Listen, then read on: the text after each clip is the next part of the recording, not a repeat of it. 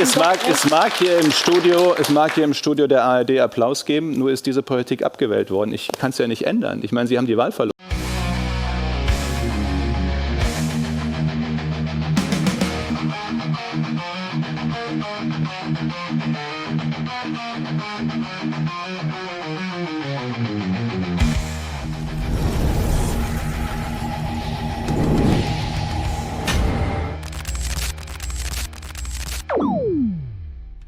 Hey Leute, willkommen in der Realität. In dieser Maischberger-Runde geht's richtig zur Sache. Die Grünen fühlen sich missverstanden. Die CDU gibt sich reformfreudig und am Ende zerlegen sich beide gegenseitig in einer Tour, die man gesehen haben muss. Frau Dröge verteidigt Habeck, als wäre er der Wirtschaftsmessias, während den Spahn plötzlich klingen will wie ein harter Migrationspolitiker, obwohl er jahrelang alles mitgetragen hat. Du willst wissen, wie sich die größte Lügenpartei CDU und die Bevormundungspartei, die Grünen, gegenseitig vorführen? Dann bleib dran, denn was hier abgeht, ist Fremdschämen, Realitätsverlust und politische Comedy in Reinform. Wenn dich das genauso aufregt wie mich, like, abonnier den Kanal und schreib unbedingt in die Kommentare, was du von diesem Schauspiel hältst. Auf geht's! Mit den Grünen haben Sie verhandelt über Geld, also die Schuldenbremse und das Sondervermögen. Das musste man ja alles mit der alten Zweidrittelmehrheit machen. Was war schwieriger, mit denen über Geld zu reden oder mit der SPD über den ganzen Rest? Insgesamt waren die Entscheidungen, die wir noch in dem vorherigen Bundestag getroffen haben, schwierig. Das war ja eine echte Zeitenwende. Im Grunde haben wir die Zeitenwende jetzt nachgeholt, von der Olaf Scholz nach Kriegsbeginn gesprochen hat, indem wir die Verteidigungsausgaben jetzt ausnehmen. Im Grunde alles, was nötig ist für unsere Sicherheit, für unsere Verteidigung, jetzt auch investieren können. Das ist ja ein Riesenschritt. Übrigens, dass ein solcher Schritt, gerade beim Thema Bundeswehrverteidigung mit den Grünen möglich war. Wenn man sich erinnert, was auch schon mal im Programm der Grünen stand, ist ja auch eine enorme Entwicklung, die zeigt, was sich alles geändert hat. Und gleichzeitig ist es natürlich jetzt für uns, ist ja gerade schon deutlich geworden im Gespräch, die eigentliche Frage ist ja gewesen, haben wir gemeinsam den Schuss gehört? Zu viele haben ja schon vergessen, was am 23. Februar passiert ist.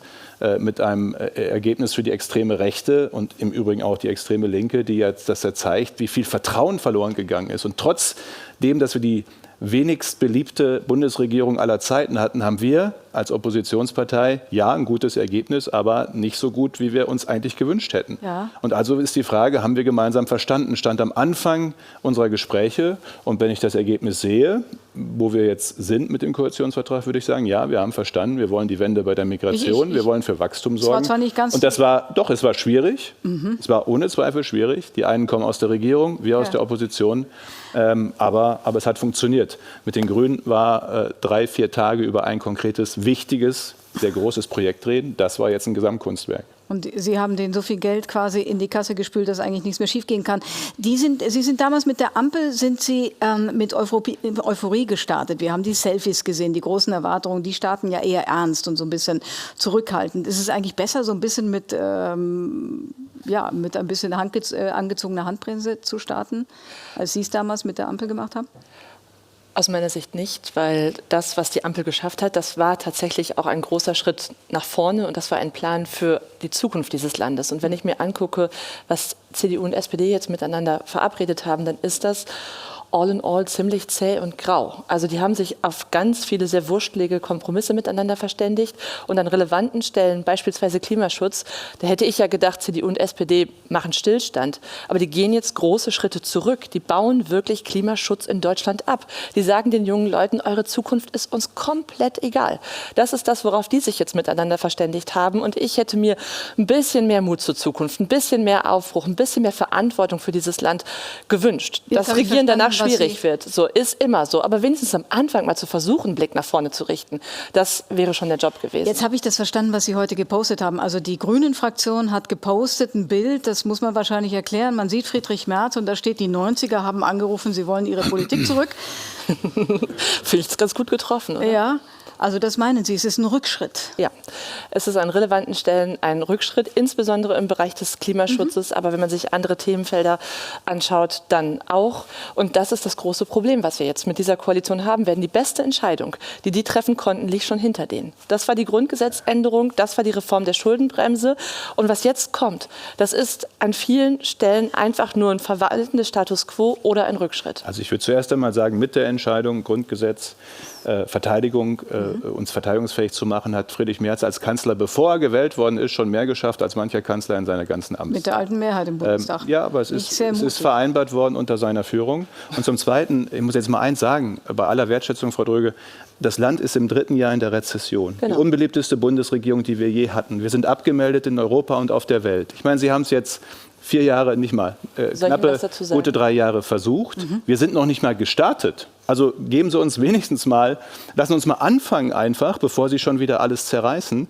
Ich finde es richtig. Ich habe damals gedacht, weil Sie danach fragten, mit den Selfies und dieser Fortschrittskoalition, ich habe gedacht, wow, wenn die so regieren, wie die verhandelt haben, dann wird es für uns als Opposition schwer, aber vielleicht wird es gut fürs Land. Das war ja schon ab dem ersten Monat, Stichwort Impfpflicht, hatten die gar keine eigene Mehrheit mehr. Und deswegen finde ich es jetzt schon richtig, nüchterner anzufangen, in einer sehr ernsten Lage, mit einem Wahlergebnis, mit massivem Vertrauensverlust in der politischen Mitte. Wir haben ja gesehen im Bundestag, da ist jetzt rechts ein Riesenblock und wir müssen Probleme lösen. Oder rumreißen. Also gucken wir uns auch mal die Wirtschaftspolitik an. Also Wirtschaftswende wurde versprochen, wenn ich Sie auch mal darauf beziehen kann. Jetzt sind da viele Dinge drin, die mir bekannt vorkamen. Industriestrompreis wollte Robert Habeck. Abschreibungen auf Investitionen 30%, so viel wollte Robert Habeck nicht, aber auch in die Richtung gegangen. Und eben dieses Sondervermögen, damit man in Infrastruktur investieren kann. Man hat so ein bisschen das Gefühl, Sie haben dann doch mitverhandelt? Ja, Jens Spahn ist so ja... unglücklich können Sie doch damit nicht sein. Genau, also Jens Spahn ist ja 3,5 Jahre durch jede Talkshow gezogen und hat gesagt, Robert Habeck schlechtester Wirtschaftsminister aller Zeiten. Jetzt regiert drei er Jahre und Rezession. setzt... Drei lass mich Jahre kurz aussprechen, Rezession. ich habe dich gerade auch ausreden lassen. So, jetzt regiert Jens Spahn und muss feststellen, die Vorschläge von Robert Habeck waren besser, als er geglaubt hat. Deswegen schön, dass sich die CDU an dieser Stelle für die Politik von Robert Habeck und nicht für die Politik von Jens Spahn entschieden hat. Aber der Unterschied ist ja, die Schuldenbremsenreform, die wirklich Wachstum in Deutschland bringen konnte, die hätten wir gerne mit der CDU gemacht, als die CDU in der Opposition war. Da war nur das Kalkül von Friedrich Merz, ich helfe ja nicht dem Land, wenn es mir persönlich nichts nützt. Das ist die Art und Weise, wie Friedrich Merz Politik macht. Und wir Grünen sind da eben anders.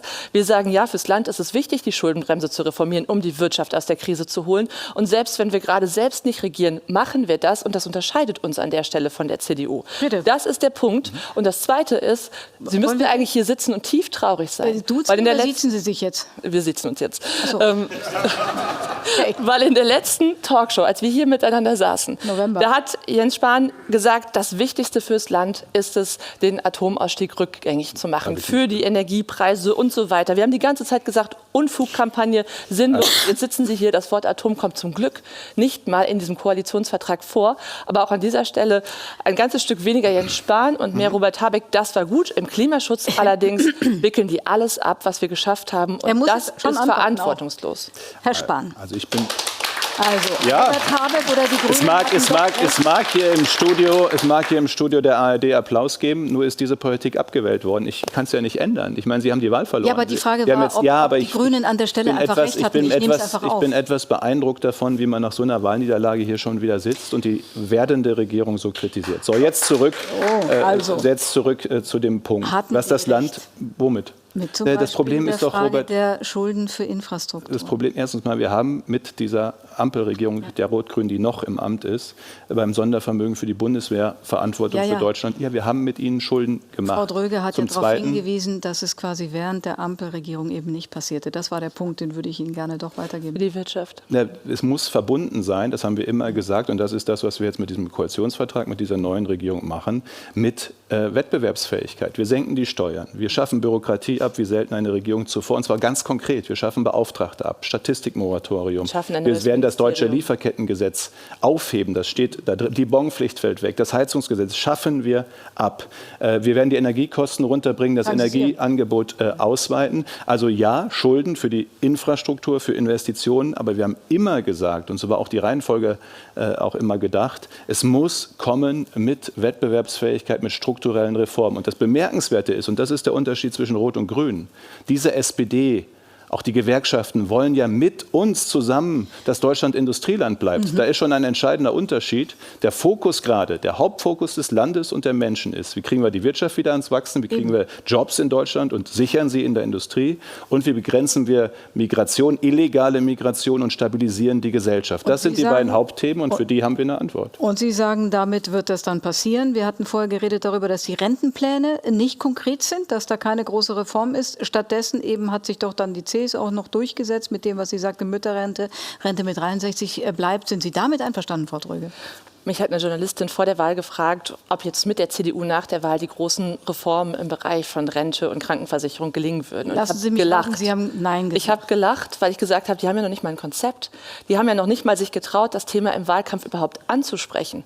Und das, was jetzt passiert für die Unternehmen und für die Menschen in dem Land, ist ja relevant, dass beispielsweise die Krankenkassenbeiträge steigen, das Leben für die Leute teurer wird. Für die Rente, Sie haben jetzt gesagt, Sie wollen das Rentenniveau stabilisieren, braucht es dann natürlich auch eine Antwort, wie, dass diese Regierung, die künftige Regierung sich wirklich traut, für sowas einfach nur zu sagen, wir verschieben das in irgendwelche Kommissionen. Das heißt ja, sie geben das Thema auf, bevor sie überhaupt angefangen haben an der Stelle. Und das wird zu einer ernsthaften Belastung. Wollen wir mal die Wirtschaft Kommission werden. fragen, warum sind Sie da nicht konkreter geworden? Warum nicht jetzt schon Antworten geben, wenn Sie das vorhaben? Weil wir uns tatsächlich konzentriert haben in den Verhandlungen zuerst einmal auf das, was am dringlichsten ansteht. Das ist die innere und äußere Sicherheit, Verteidigungsfähigkeit. Das ist Migration, illegale Migration begrenzen. Ist übrigens deutlich mehr als zurückweisen an den Grenzen. Wir machen eine echte Asylwende. Wir machen eine Reden wir gleich drüber? Ja, das ist ein echter Unterschied, der da passiert.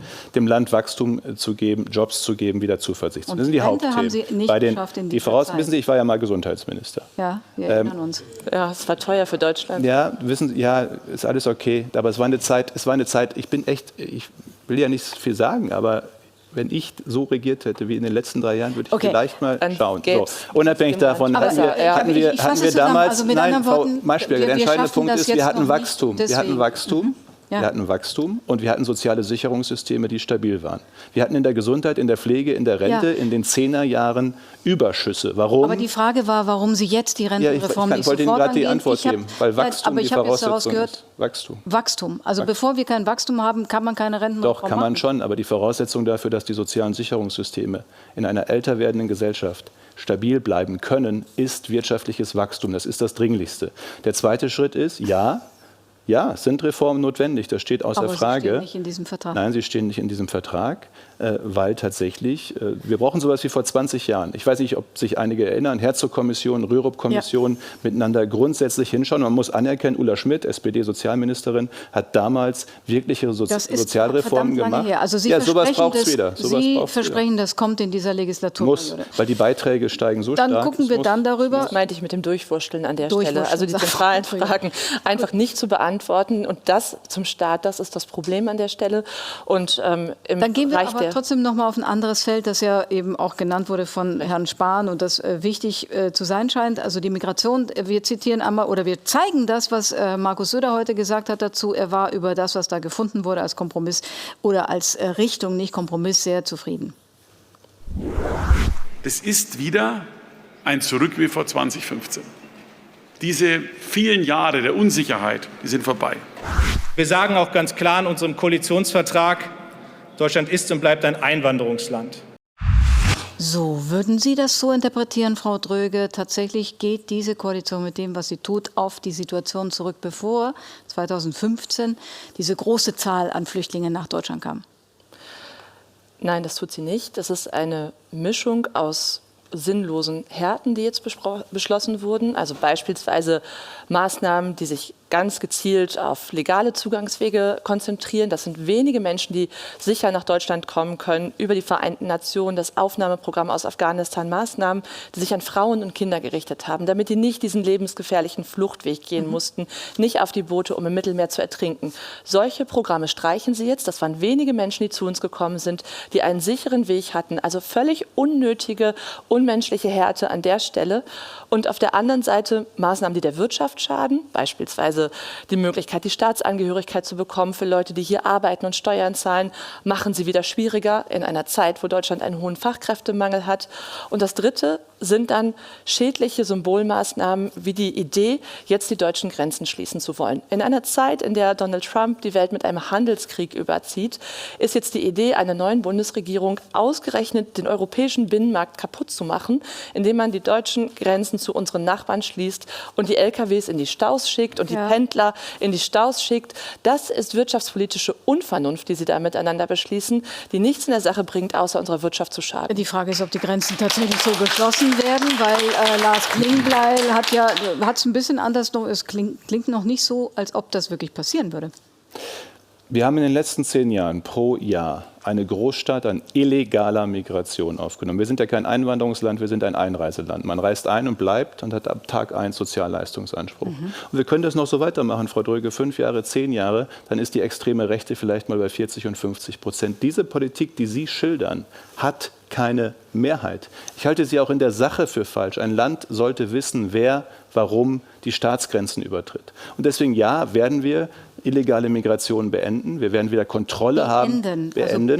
Das ist das Ziel. Null. Illegale Migration, Frau Maischberger, illegale Migration ist illegal. Und was illegal ist, würde ich gerne tatsächlich beenden. Heißt das, die Grenzen schließen? Nein. Das heißt, an den deutschen Grenzen Menschen zurückweisen, die kein Aufenthaltsrecht in Deutschland haben. Das ist das Normalste für jeden Staat der Welt. Und wenn dann gelegentlich gesagt wird, ja, aber das betrifft doch unsere europäischen Nachbarn.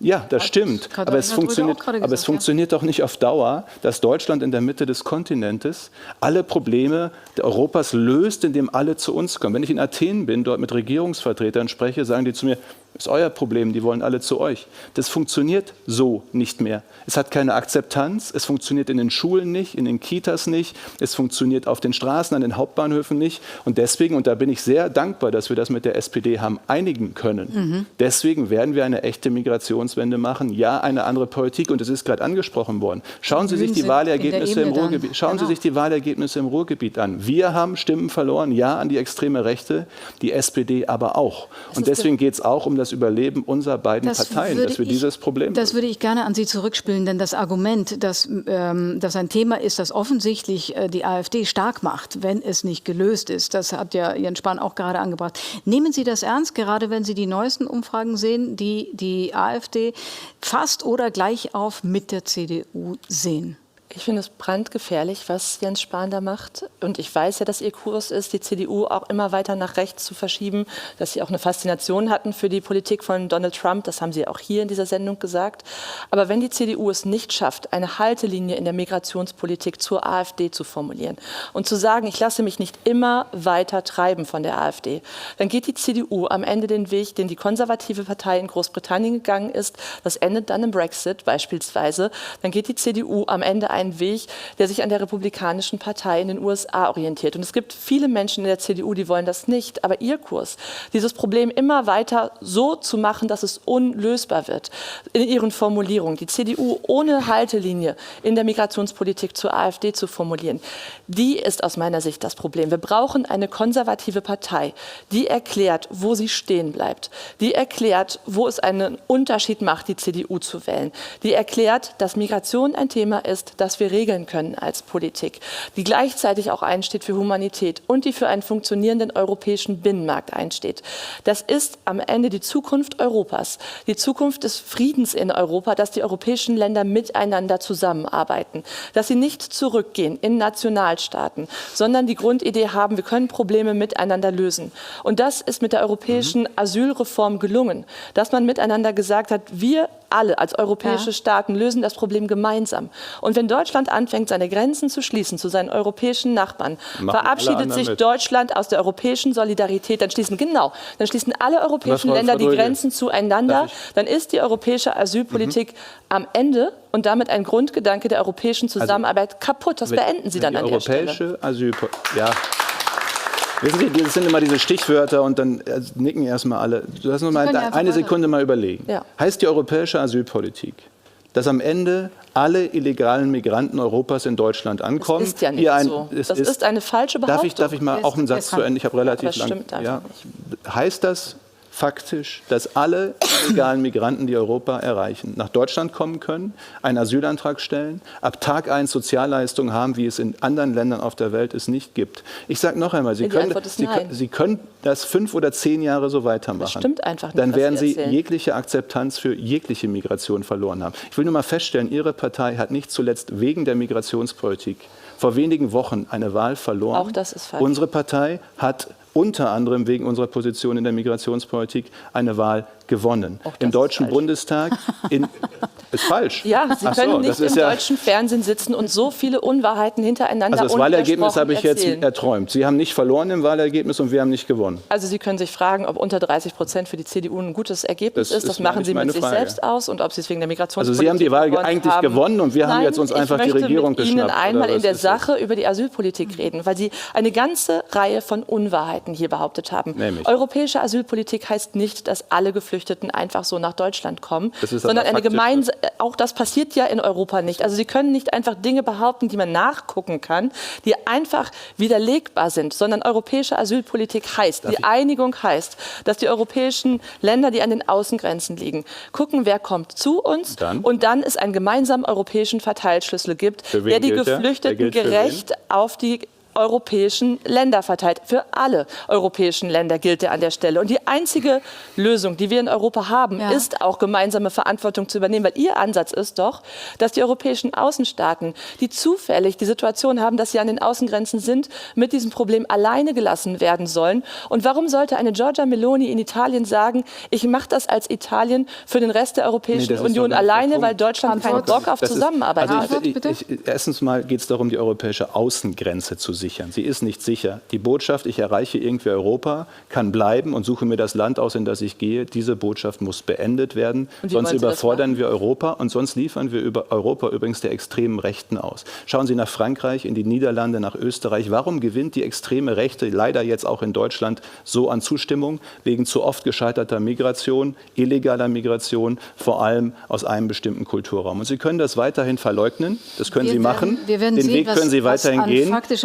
Was wir jetzt tun werden, ist mit dieser Regierung eine andere Politik und die wird einen Unterschied machen oder es wird in 4 Jahren ein ganz, ganz böses, blaues Erwachen geben. So, und Friedrich Merz hat einen Vertrauensbonus jetzt noch nicht, den er am Anfang einer solchen Regierung haben sollte. Wir haben die Zahlen gesehen, die AfD haben wir schon genannt. Der INSA-Chef sagt über die persönlichen Wörter von Friedrich Merz, so einen Zustimmungsverlust, also zu diesem Mann und seiner Partei, gab es noch nie in der Zeit zwischen einer Bundestagswahl und der Regierungsbildung.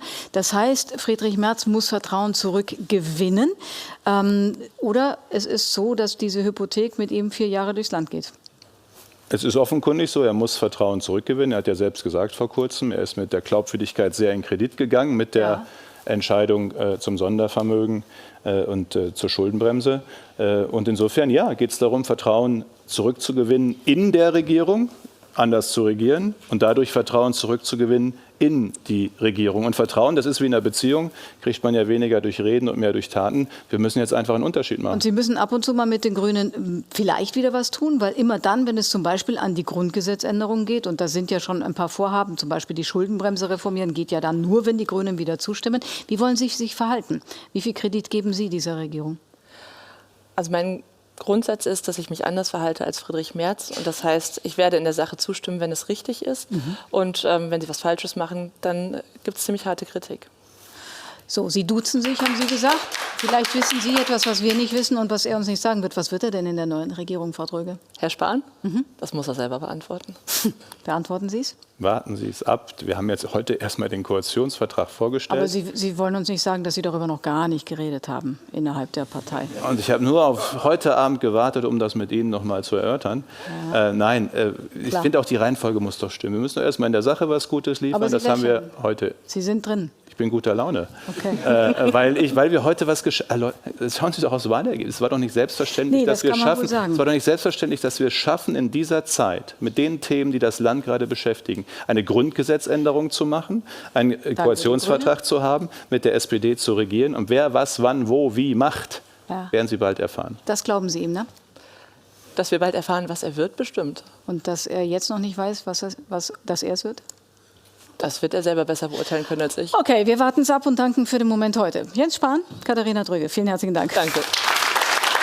Also ganz ehrlich, diese Sendung heute war wieder ein Paradebeispiel dafür, wie tief der öffentlich-rechtliche Rundfunk im grünen Paralleluniversum festhängt. Spahn hat da wirklich mal einen Punkt gemacht, sinngemäß. Im Studio gibt's Applaus für die Grünen, aber draußen im Land wurden sie abgewählt. Und genau das zeigt doch, wie kaputt dieses ganze Konstrukt ist. Da sitzen im Publikum wieder Leute, bei denen man sich fragt, wurden sie gecastet? Und an der Seite steht bestimmt wieder so ein armer Tropf mit dem Applausschild. So künstlich, so peinlich. Und dann kommt wieder diese Tröge. Sorry, aber man kann's echt nicht mehr hören. Ihr habt die Wahl verloren. Punkt. Ihr habt kein Konzept, keine Lösung, keine Bodenhaftung. Aber stellt euch hin, als hättet ihr alles im Griff. Die Leute haben euch satt. Und das merkt man in jeder Straße, jedem Dorf, jedem Gespräch. Nur ihr wollt das nicht einsehen. Weil ihr genau wisst, im Normalberufsleben würde euch keiner mit Kusshand nehmen. Ihr klammert euch an die Politik wie an den letzten Strohhalm. Und ja, Spahn, auch du, nur weil du da mal einen vernünftigen Satz gesagt hast, bist du noch lange kein Hoffnungsträger. Die CDU hat jahrelang gelogen, gebrochen, versprochen und dann wieder gebrochen. Ihr seid kein Deut besser. Auch ihr wollt nur Macht, Posten, Einfluss.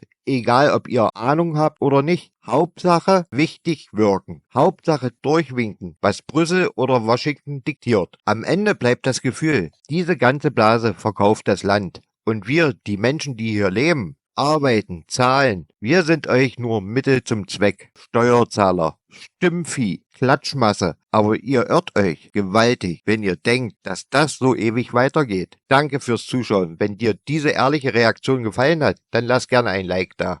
Abonnier den Kanal und schreib deine Meinung in die Kommentare. Bleibt kritisch, bleibt standhaft. Bis zum nächsten Mal.